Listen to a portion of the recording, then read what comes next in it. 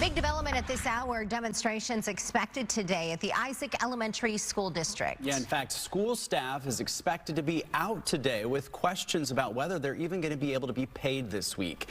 Irene Snyder is live with the very latest on what's been happening there. This has been quite a mess. Well, good morning, guys. Just a little less than an hour ago, we did see some teachers and staff out here in front of the school district, or one of the schools in the district here. They were not able to speak on camera because they said they were employed by the district. But they were holding up signs, talking to us, trying to tell people about what's going on here in the district and what they want to change. Now, the district revealing that they're millions of dollars over budget. The superintendent announcing his resignation at a school board meeting last week. At this point, there are no clear solutions about what steps the district is going to take to overcome its problems. The big question now is whether employees will be paid tomorrow and if school workers will show up to their jobs if they don't get paid. Now, as I mentioned, there were already some workers out here this morning, teachers who are holding up their signs in protest, or rather trying to raise awareness for their cause. The Maricopa County Treasurer already has said now the county will not make up the funding for the Phoenix district, which has 10 schools. There is hope now that Arizona legislator will step in to help. That's why district employees are planning to also be at the State House this afternoon around 4:30 p.m. We talked to them today.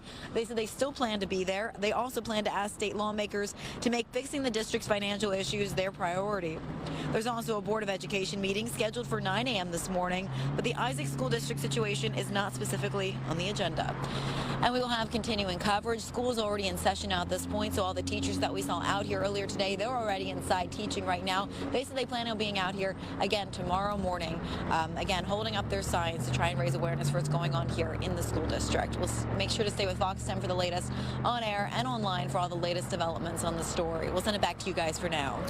All right, Irene, thank you. Turning now to the border battle, the Trump administration continuing its crackdown on illegal immigration across the country. It includes an international standoff over deportations to Colombia.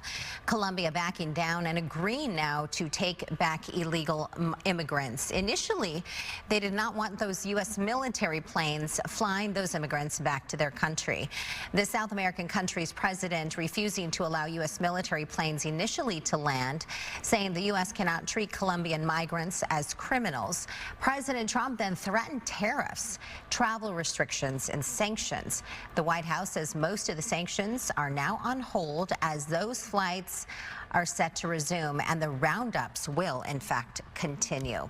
As President Donald Trump cracks down on illegal immigration across the country, a big pro-immigration rally takes place in West Phoenix last night. Yeah, demonstrators blocking the roads near 75th Avenue and Encanto last night. It went on for a couple of hours before police arrived, and once officers were on scene late last night, many of those demonstrators did leave the scene, but when officers cleared the area, protesters again appeared to get back out there. Those that were out there last night said they were rallying against immigration enforcement and mass deportations across the country. Some even say they were there on behalf of loved ones who were unable to attend because they fear that they could end up being deported. People out here working hard, and they're just not bad people. Yeah. That's just not fair. Yeah, and there's emotion there. Why? Oh, definitely. Why? It's family. People who are hardworking and been here for so many years paying taxes and working, and then one day their family is deported or their dad is deported when they've been so many years here. It's just sad. Yeah. It's sad. There's people that can't speak. Yeah. You know, there's people like me that can. Yeah. Our parents came here to give us a future they couldn't have. Yeah. You know, that's all it is. I mean, criminals, like, take them. But, like, the people who are not doing anything and are just hardworking, why are they doing this to us? So those roads were reopened and police stayed in the scene to keep things from getting out of control. More demonstrations like these are expected as immigration enforcement continues to ramp up. More confirmation hearings expected this week for President Donald Trump's cabinet appointees. That includes some of his more controversial picks. Secretary of Health and Human Services nominee Robert F. Kennedy Jr. will appear for the first of two confirmation hearings Wednesday. Trump's pick for Director of National Intelligence, Tulsi Gabbard, appears before the Senate Intelligence Committee Thursday. Some Republicans, such as South Carolina Senator Lindsey Graham, have expressed unease about her controversial worldviews. Kash Patel expected also to appear before the Senate Judiciary Committee on Thursday. He's up to lead the FBI, although he has previously said he would clear out the agency's headquarters if he is confirmed and change things up.